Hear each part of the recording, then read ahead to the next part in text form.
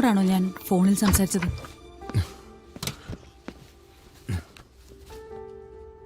അതെ. എന്താണ് നിന്റെ പേര്? എന്താ നിന്റെ പേരെന്ന്? വിജയ്. നീ എവിടെ നോക്കിയാടാ വണ്ടി ഓടിക്കുന്നേ? നീ വെള്ളമായിരുന്നോ? കാര്യം ചോദിക്കുമെന്ന് തൊലിക്കുന്നു. നിനക്കറിയില്ലെന്നെ എഴുതി തൊലച്ചോളി ഞാൻ. വിടാൻ.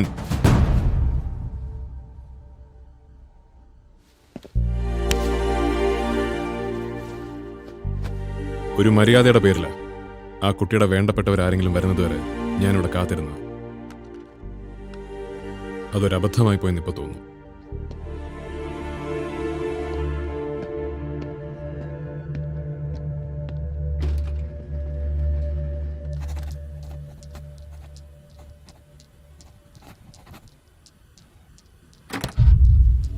Hello mister young entrepreneur. Prasad sir. Your work place is really nice. Thank you sir. Please. Thank you. എന്താ സർ പതിവില്ലാതെ നമ്മുടെ ഓഫീസിലോട്ട്? എടോ വിജയ്, താൻ മുമ്പ് ഒരിക്കൽ ഒപ്പം കൂടുന്നു ചോദിച്ച് എന്നോടൊരു ലിക്കർ ബിസിനസിന്റെ കാര്യം പറഞ്ഞില്ലേ? അത് നമുക്കൊന്ന് ആലോചിച്ചാലോ? സാർ അതിലൊട്ടും ഇൻട്രസ്റ്റഡ് അല്ല എന്നല്ലേ അന്ന് എന്നോട് പറഞ്ഞത്. ഈ കാര്യം സംസാരിക്കാനായി ഞാൻ സാറിന്റെ ഓഫീസിൽ വന്നപ്പോ എന്നെ ഒരുമാതിരി ഇൻസൾട്ട് ചെയ്തിട്ടാ സാർ അവിടുന്ന് പറഞ്ഞയച്ചത്. ഓർമ്മയില്ലേ സാറിന്? I am extremely sorry Vijay. അന്ന് എന്റെ മൂഡ് വളരെ ബാഡായിരുന്നു. അതൊന്നും മനസ്സിൽ വെച്ചേക്കരുത് കേട്ടോ. പിന്നെ ഞാനൊരു ന്യൂസ് കേട്ടു, സ്റ്റണ്ണിങ് ന്യൂസ്. ആ CS-ന്റെ മോളും താനുമായിട്ടുള്ള മാരേജ് ഫിക്സ് ചെയ്തെന്ന്. എന്റെ രണ്ടാമത്തെ മകന് വേണ്ടി ഞാനും നോക്കിയതാ. പക്ഷെ ആ CS എന്തോ ഉരുണ്ട് കളിച്ചു. താനിതെങ്ങനെ ഒപ്പിച്ചിടും? അപ്പൊ അതാണ് ഒരിക്കൽ വേണ്ടെന്ന് വെച്ച ബിസിനസ്സിൽ പ്രസാദ് സാറിന് പെട്ടെന്നൊരു കമ്പം തോന്നാൻ കാര്യം അല്ലേ?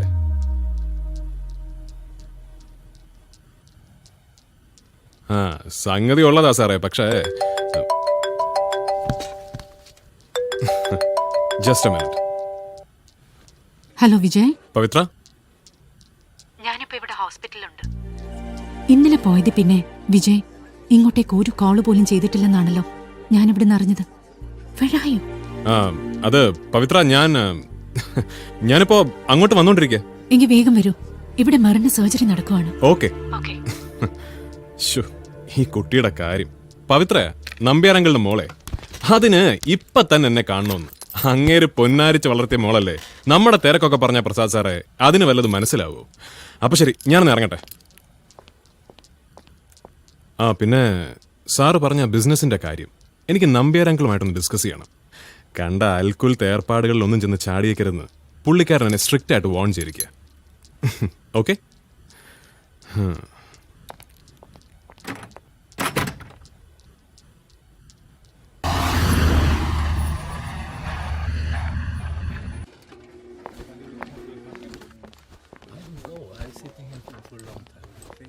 സോറി പവിത്ര, കുറച്ച് ലേറ്റായി.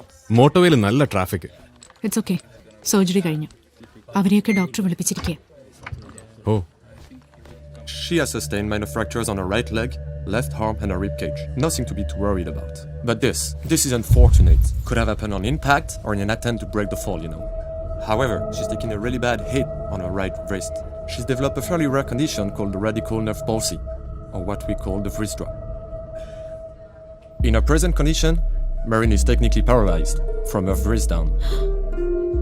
But in terms of treatment toward her condition, I'm sorry, but there's nothing we can do.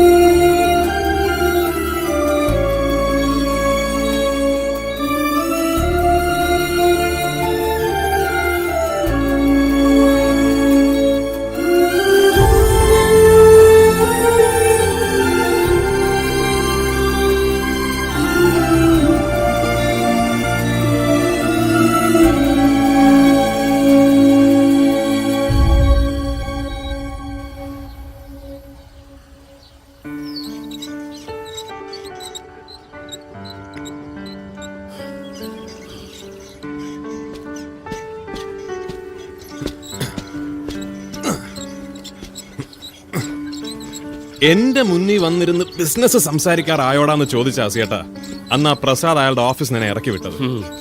എന്നിട്ടിപ്പോ അതേ ബിസിനസ് സംസാരിക്കാൻ അയാൾ എന്റെ ഓഫീസിൽ വന്നിരിക്കുന്നു. ഇനിയും വരുവടാ. ഈ കല്യാണം ഒന്ന് കഴിഞ്ഞ പ്രസാദെന്നല്ല UK-യിലുള്ള സകല അലവലാദികളും നിന്റെ അടുത്ത് വരും. സംഗതി നീ ഒരു നാറിയാണെങ്കിലും നാട്ടിലും ഇവിടെയൊക്കെ ആയിട്ട് കുറെ അനുഭവിച്ചിട്ടില്ലേ ലൈഫിൽ. അതിനൊക്കെ ദൈവം ഇങ്ങനെയായിരിക്കും കോമ്പൻസേറ്റ് ചെയ്യുന്നത്. പറയാൻ പറ്റുകയല്ല. വീണനെ മോനെ വിജയ്, കാര്യങ്ങളൊക്കെ സ്മൂത്ത് ആവണമെങ്കിൽ ആ നമ്പ്യാരുടെ മോള് ഓക്കെ പറയണം. അവളിങ്ങനെ കയ്യാലപ്പുറത്തെ തേങ്ങ പോലെ നിന്ന് കഴിഞ്ഞാലേ ശരിയാവുകയല്ല. അത് അസിയേട്ടൻ ഡോണ്ട് വറി. അവളെ എങ്ങനെ ഇംപ്രസ് ചെയ്യണമെന്നൊക്കെ ഇപ്പൊ എനിക്ക് നന്നായിട്ട് അറിയാം. അതെ അസിയേട്ടാ, ദൈവമായിട്ട് അതിനൊരു വഴി ഇപ്പൊ എനിക്ക് കൊണ്ടു തന്നിട്ടുണ്ട്.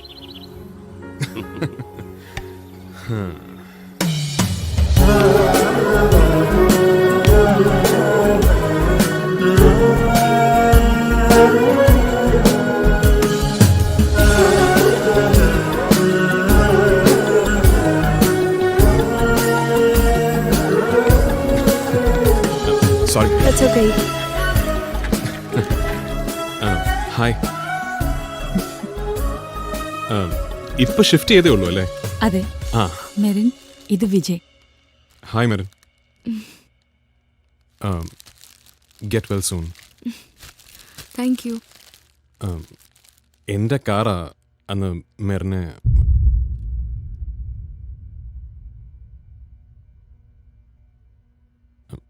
I am sorry. എപ്പോൾ ഡിസ്ചാർജ് ചെയ്യാമെന്ന് വല്ലതും പറഞ്ഞോ? ഇല്ല, മിനിമം 2 weeks വെയിറ്റ് ചെയ്യേണ്ടി വരും. ഓ, ഒറ്റയ്ക്ക് എഴുന്നേറ്റിരിക്കാനോ ഭക്ഷണം കഴിക്കാനോ ഒന്നും കഴിയില്ല. എപ്പോഴും കൂടെ ആരെങ്കിലും വേണം. അതാ ഇപ്പോഴത്തെ പ്രോബ്ലം. ഹേയ്, അതൊരു പ്രോബ്ലമേ അല്ലല്ലോ. നമുക്ക് എല്ലാവർക്കും കൂടി അങ്ങ് മാനേജ് ചെയ്യാന്നേ. എന്നെ എപ്പോൾ ആവശ്യമുണ്ടെങ്കിലും വിളിച്ചാൽ മതി. Always at your service.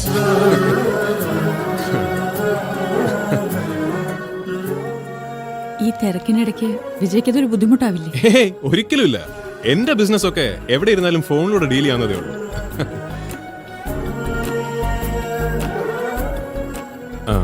പിന്നെ കാശുണ്ടാക്കുന്നതിലല്ലോ മനുഷ്യനാവുന്നതിലല്ലേ കാര്യം, അല്ലേ?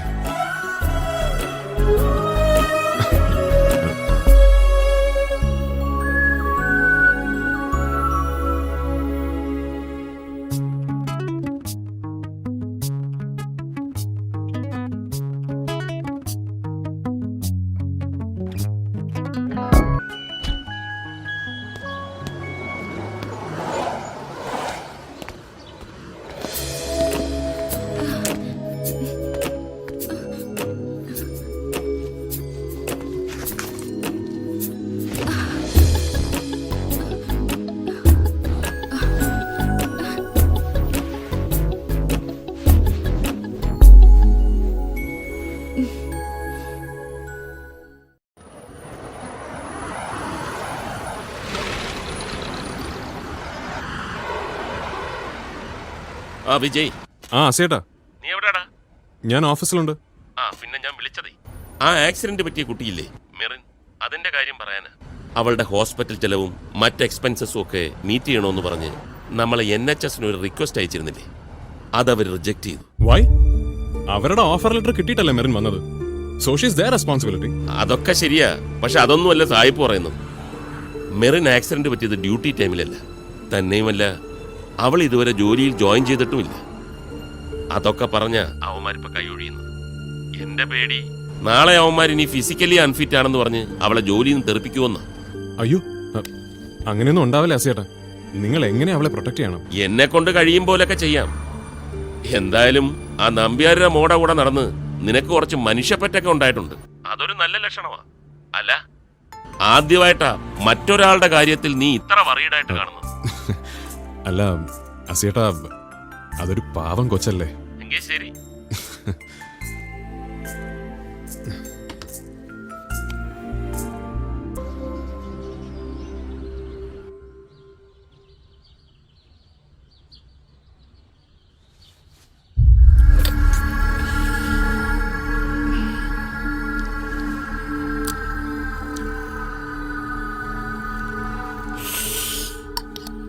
അച്ചായ, എനിക്കൊന്ന് കിടക്കണമായിരുന്നു. മോള് കിടന്നോ, അച്ചായൻ താട്ട ഇവിടെ ഇങ്ങനെ ഇരുത്തോളാം.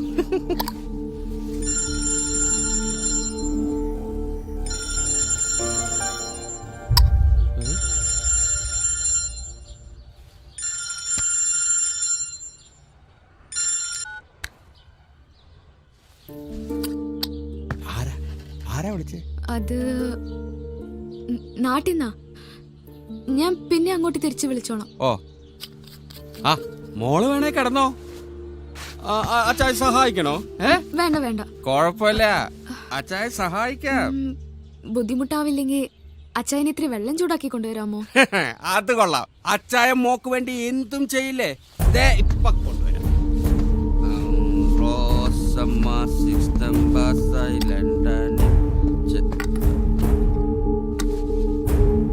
ചെന്നപ്പോ വയസ്സന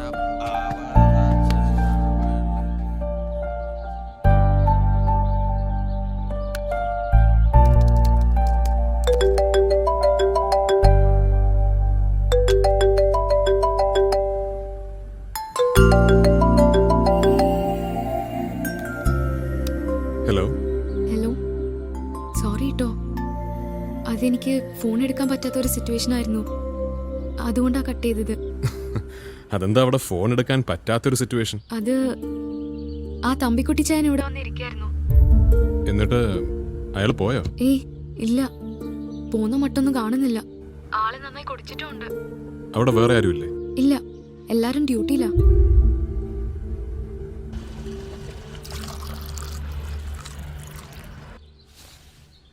മെരിമോളെ ചൂട് ഇത് മതിയോ? ആ മതി മതി. ആ വേണ്ട വേണ്ട വേണ്ട വേണ്ട, അച്ചായൻ പിടിച്ചു തരാം കേട്ടോ. വേണ്ട, ഞാൻ ഓ കുടിച്ചോ. അതെന്താ മെരിമോളെ, അച്ചായൻ എന്താ അന്യനാണോ? കൊണ്ടുപോ. ദേ, അത് പോയില്ലേ? എന്താ മോളെ ഇത്? അച്ചായൻ പോയി ആ ചെയറിലിരിക്ക്, അല്ലെങ്കിൽ ഞാൻ ഗ്രേസ് ചേച്ചി വിളിക്കുവേ. അവക്ക് നോട്ടിയില്ല ഡ്യൂട്ടി, അതുകൊണ്ട് വിളിച്ചാ കിട്ടുകയില്ല.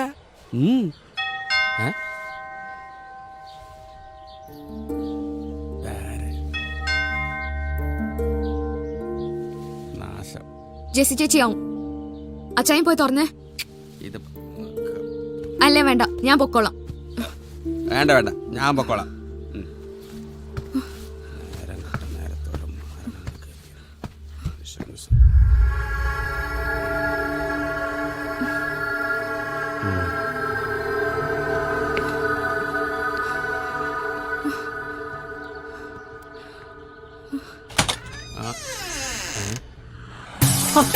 അല്ല, ആരിത്? തമ്പിക്കുട്ടി ചായനോ? അച്ചായൻ തണുപ്പ് മാറ്റാൻ ഇറങ്ങിയായിരിക്കും അല്ലയോ? എന്ത് വേണോ? ഒന്ന് മാറി നിക്ക അച്ചായ. മെറിനെന്തി? ഓ, മുകളിലായിരിക്കും അല്ലേ? ഞാൻ അങ്ങോട്ട് പോയി കണ്ടോളാം. ഹായ് മെറിൻ. മാത്രമുള്ള വീട്ടിൽ കയറി തെമ്മാടത്തിനെ കാണിക്കുന്നു. അത് ഞാനുള്ളപ്പോ എന്നൊന്ന് കാണണല്ലോ. വരും മോളെ. ഹായ്. മോളെ, ഇവനിവിടെ എന്താ കാര്യം? എന്തോ? നിനക്ക് ഇവിടെ എന്താ കാര്യം? അയ്യോ, അത് ഞാൻ അച്ചായനോട് പറയാൻ മറന്നുപോയി. അച്ചായൻ വന്നേ. അതിനകത്തിന് വന്ന കാര്യം പറയട്ടെ അച്ചായ. വന്നേ. Merin, just a minute.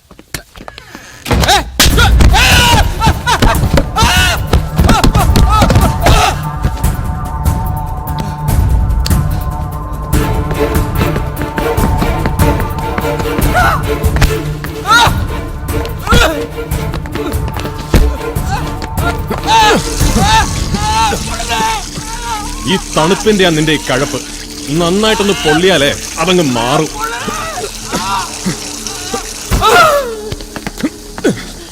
ഇനി നിന്റെ ഈ ചെറ്റത്തരമായിട്ട് ആ പെങ്കൊച്ചിന്റെ അടുത്ത് ചെന്നുവെന്ന് ഞാൻ അറിഞ്ഞ പിറ്റേന്ന് നിന്റെ പത്രത്തില് നിന്റെ ചരമ വാർത്ത വരും.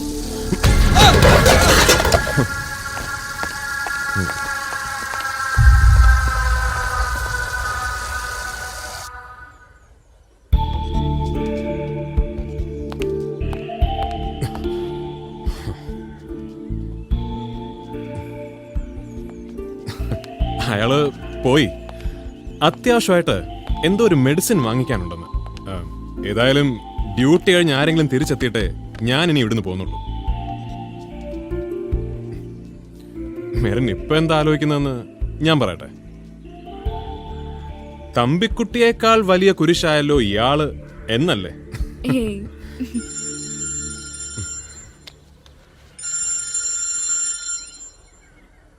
നാട്ടീന്നോ? ഒരു മിനിറ്റ് വിജയ്. ഓക്കെ. ആ ചാച്ച, ഇല്ല ഞാൻ ഡ്യൂട്ടിയില്ല ചാച്ച.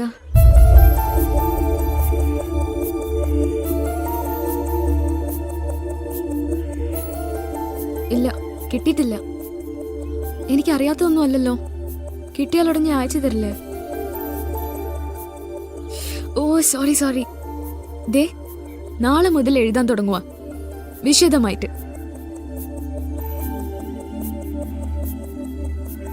അപ്പോ ഞാൻ പിന്നെ വിളിക്കാം. ഓക്കെ?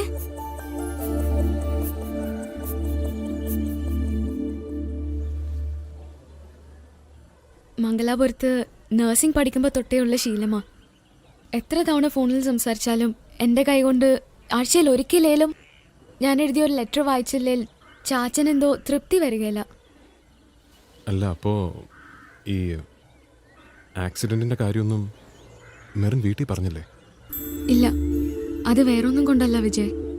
കുറച്ചു നാളെ മുമ്പ് വരെ സ്വന്തമായിട്ട് 10-12 ബസ്സൊക്കെ ഉണ്ടായിരുന്നു എൻ്റെ ചാച്ചന്. പിന്നീടൊക്കെ പോയി. ചാച്ചൻ സമ്മതിച്ചു തരത്തില്ലേലും അമ്മച്ചി മരിച്ച ശേഷം ചാച്ചൻ്റെ ഉഴപ്പമുണ്ടാ അങ്ങനെയൊക്കെ സംഭവിച്ചത്. തീരെ പിടിച്ചു നിൽക്കാൻ പറ്റാതായ 1-2 സിറ്റുവേഷൻസിൽ പുള്ളിക്കാരൻ സൂയിസൈഡിന് പോലും ശ്രമിച്ചിട്ടുണ്ട്. എനിക്കിവിടെ ജോലി കിട്ടിയെന്ന് അറിഞ്ഞപ്പോഴാ ഒത്തിരി നാളിന് ശേഷം എൻ്റെ ചാച്ചനൊന്ന് ഉള്ളു തുറന്ന് ചിരിച്ചു കണ്ടത്. ഇതോടെ എല്ലാ പ്രശ്നങ്ങളും മാറുമെന്നായിരുന്നു പുള്ളിയുടെ ധാരണ. പക്ഷേ ഇനിയിപ്പം ഇതോടൊക്കെ അറിഞ്ഞു കഴിഞ്ഞാൽ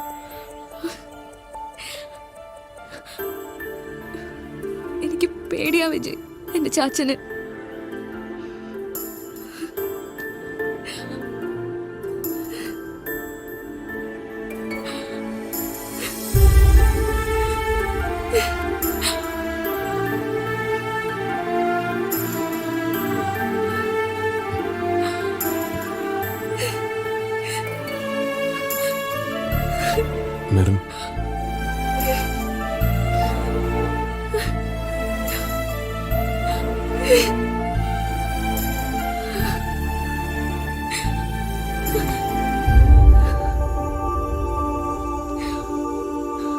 മെറിൻ, മെറിൻ വിഷമിക്കണ്ട. ആരും ഇല്ലാന്നൊരു അങ്ങനൊരു തോന്നലും വേണ്ട. ഞങ്ങളൊക്കെ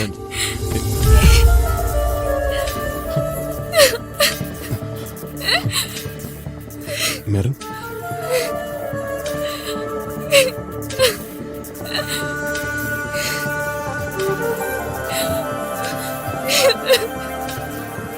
മെറിൻ,